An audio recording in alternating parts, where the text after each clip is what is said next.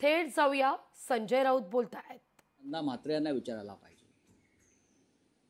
त्यांच्या मतदारसंघामध्ये ऐरोलीमध्ये आणि बेलापूरमध्ये मिळून साधारण 70,000 मतं दुबार आहे आणि ही पैसे खाऊन अधिकाऱ्यांनी टाकली असं सत्ताधारी पक्षाचे आमदार म्हणतात ना. मी म्हणत नाहीये, आम्ही हे कोण म्हणताय? इथेच 1 लाख मतं झाली. नाशिकमध्ये 3,53,000 मतं आम्ही बाहेर काढली. नाशिकमध्ये डुप्लिकेट बोगस स्थलांतरित जे तिथे मतदार नाही आहेत नाशिकमध्ये, हे काय सत्ताधाऱ्यांना काय अक्कल आहे का? बकवास लोक. त्यानंतर पैठणमध्ये विलास भुमरे आज सत्ताधारी पक्षाचा आमदार, तो सांगतोय मी 20,000 मतं बाहेरून आणली आणि मतदान करून घेतलं. यांच्या कानाचे एक पडदे फाटले आहेत का? ऐकलं नाही का? त्यानंतर त्या बुलढाण्याचे एक आमदार आहेत शिंदे गटाचे, गायकवाड म्हणून. बुलढाण्यामध्ये 1 लाख बोगस आणि डुप्लिकेट मतं आहेत. हे कोण सांगताय? संजय गायकवाड. ही लोकसभा निवडणुकीमध्ये ह्या मतदारांनी मतदान केल्यामुळेच ते कोणते शिंदे गटाचे खासदार प्रताप जाधव जिंकून आले. हे कोण सांगताय? संजय गायकवाड सांगताय. ते आम्ही सांगतोय का? मग हा जो प्रश्न आहे हा तुम्ही तुमच्या आमदारांना विचारा, आम्ही तर देऊच तुम्हाला. सत्ताधारी पक्षाचे आमदार असं म्हणतायत की महाविकास आघाडी नेते फक्त हिंदूंच्या मतांचं सगळं हे फायर करतात, मुस्लिमांची मतं का बघत नाही? मुस्लिमांची का मुस्लिम या देशातला मतदार नाहीये का? मुस्लिम सुद्धा या देशात. मग नरेंद्र मोदींनी कायदा करावा एक की आम्हाला मतदान जे करणार आहेत त्यांनाच आम्ही मतदानाचा अधिकार देऊ. त्यांना तेच करायचं आहे. या देशामध्ये हिंदू, मुसलमान, पारशी, शीख, जैन, बरं का, ख्रिश्चन हे मतदार आहेत ना. फक्त भारतीय जनता पक्षाला जे मतदान करतात तेच मतदार. हा जर तुम्हाला अजेंडा सेट करायचा असेल तर तुम्ही तसं पार्लमेंटला त्या प्रकारचं बिल घेऊन या, आम्ही चर्चा करू. राऊत साहेब, भाजपच्या निशाण्यावर किंवा रडारवर आता अजित पवारांची एनसीपी ही असल्याचं म्हटलं जातंय, कारण अजितदादांचे 3 माजी आमदार भाजपच्या वाटेवर असल्याचं म्हटलं जातंय.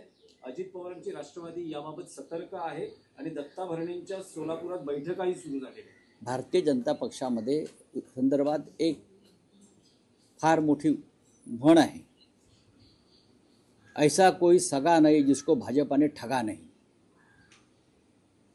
ऐसा कोई सगा नहीं जिसको बीजेपी ने ठगा नहीं. अजित पवार तो त्याच्यासमोर की झाड की मुली.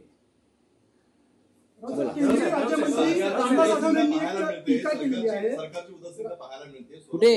सोलापूरमध्ये पूर येऊन गेला, मात्र अद्यापही लाईट जे आहे ते आलेली नाही. त्यामुळे जनरेटरवरती कंदील दिवे जे लावून आहे त्यांनी दिवाळी साजरी केली. सरकारने अजून लाईट दिली नाही त्या ठिकाणी.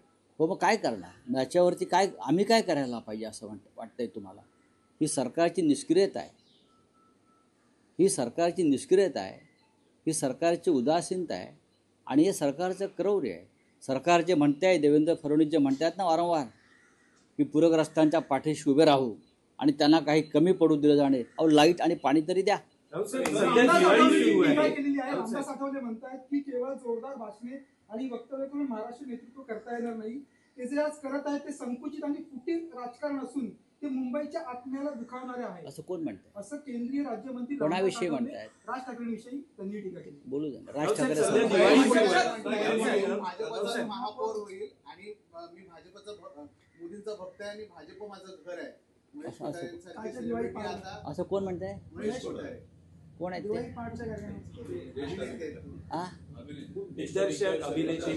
मराठी अभिनेते. अच्छा, ते भाजपचा महापौर म्हणतात. नक्की मराठी आहेत ना ते? नक्की मराठी आहेत ना ते? म्हणजे मला शंका वाटते. ते कोणत्याही पक्षाचे असू द्यात, प्रत्येकाला मताचा अधिकार आहे. पण आपण एक कलाकार आहात आणि तुमचं सिनेमे फक्त भाजपच्या लोकांनी बघितलेले नाही आहेत. हा, तात्या विंचू चावेल तुम्हाला असं बोलला तर. तात्या विंचू असं मराठी माणूस होता, रात्री चावा गेली येऊन गळा दाबेल. राऊत साहेब, सध्या दिवाळी सुरू आहे आणि फटाकेही फुटत आहेत. या फुटणाऱ्या फटाक्यांचा संदर्भ देत एकनाथ शिंदे असं म्हणाले की महायुतीचा ॲटॉम बॉम्ब लवकरच फुटेल महाविकास आघाडीचे सगळे पटाके आहेत, लवंग्या सुरसुऱ्या, बोलू द्या, त्या काय? निष्प्रभ ठरतील आणि पराभव दिसल्यानं निवडणुका लवकर घ्या म्हणून निवडणुका पुढे ढकलण्याची विनंती केली जाते. अजिबात निवडणुका पुढे ढकलण्याची विनंती कोणीच केलेली नाही. निवडणूक याद्या दुरुस्त करा, याद्यांमधला घोटाळा दुरुस्त करा. एकनाथ शिंदेने जो पैसा टाकलाय निवडणूक याद्या बिघडवण्यासाठी तो साफ करा, हीच मागणी आहे ना, आणि ती योग्य मागणी आहे. त्यांनी भाऊबंदकी नाटक परत एकदा पाहायला पाहिजे. त्यांनी काल नाटकाचा उल्लेख केला ना, भाऊबंदकी, ते स्क्रिप्ट त्यांनी वाचलं पाहिजे. मग त्यांना कळेल की भाऊबंदकी म्हणजे काय असतं आणि मनोमिलन म्हणजे काय असतं. पेशव्यांनी जी तलवार गाजवली, बाजीराव पेशव्यांनी, ती मतदार याद्यांमध्ये घोटाळे करून त्यांनी राज्य आणलं नाही. त्यांनी शौर्यानं, मर्दानगीनं राज्य आणलं. बाजीराव पेशव्यानं अटकेपार झेंडे लावले, ते दिल्लीचे तळवे चाटून नाही लावले. बाजीराव पेशवे हा दिल्लीचा गुलाम नव्हता. बाजीराव पेशव्यांनी अफगाणिस्तान, कंधार अटकेपार झेंडे लावले, ते तलवारीच्या आणि स्वाभिमानाच्या ताकदीवर लावले. हे भाऊबंदकीचं उदाहरण देणाऱ्यांनी समजून घेतलं पाहिजे. बाजीरावाला दिल्लीचं तख्त घाबरत होतं, कारण भाऊबंदकीतला बाजीराव किंवा पेशवे हे एकनाथ शिंदेप्रमाणे लाचार नव्हते. धन्यवाद. राऊत साहेब, एक प्रश्न आहे. हा, बोलिये, क्या है? 1 नोव्हेंबरच्या मोर्चाचं काही प्लॅनिंग सुरू झालं आहे का? काही नक्की. बैठक होणार आहे का? होईल ना, होईल काही होईल. ज्या अर्थी आम्ही इतका मार्ग नक्की झाला आहे का? ज्या अर्थी इतका प्रचंड मोर्चाची घोषणा आम्ही केली, त्या अर्थी नक्कीच त्या संदर्भात तयारीची, पूर्वतयारीच्या बैठका सुरू आहेत. आपका सर, बिहार में इंडिया अलायंस टूटी हुई दिखी जा रही है, आमने और सामने की, क्या कहना है सर? उसके लिए कौन जिम्मेदार है?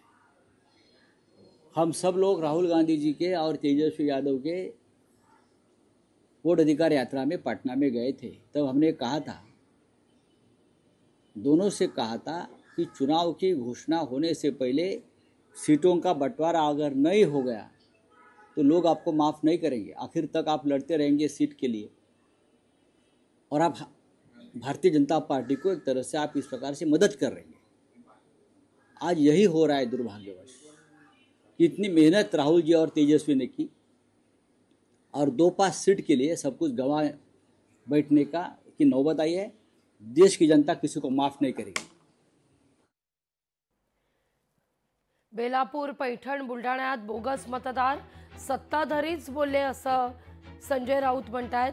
निवडणूक आयोग भाजपची पार्टनरशिप असल्याचा आरोप संजय राऊत यांनी केलेला आहे. तर भाजपनंच फेक नरेटिव्ह सुरू केलं असं म्हणत राऊत पलटवार करतात. लोकशाही मराठी ऐका, पहा, जागरूक रहा.